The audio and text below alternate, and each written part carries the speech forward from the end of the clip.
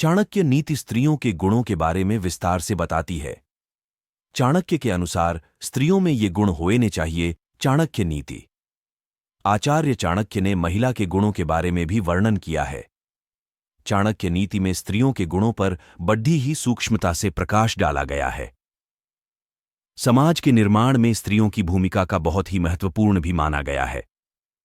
स्त्री को प्रथम शिक्षक भी कहा गया है।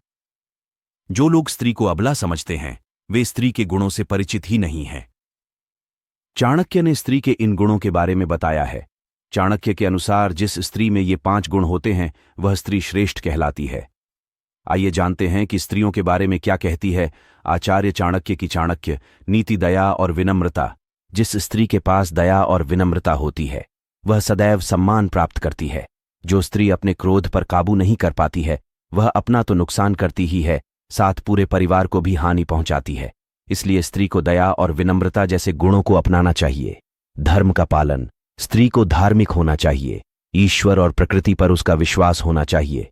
धर्म पर आस्था रखने वाली स्त्री अच्छे और बुरे का अंतर आसानी से समझ लेती है। प्रकृति की पूजा करने से संतुलन का ज्ञान होना होता है।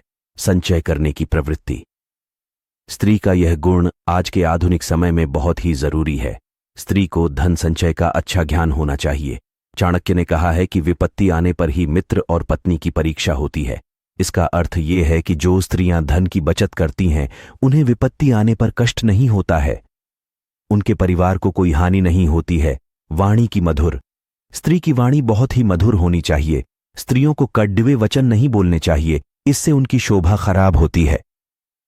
कटु वचन बोलने वाली स्त्री सुंदर होने के बाद भी क्रूप के समान है। साहस। चाणक्य के अनुसार स्त्रियों में पुरुषों की तुलना में 6 गुना साहस होना चाहिए। स्त्रियों को समय आने पर हर स्थिति से निपटने के लिए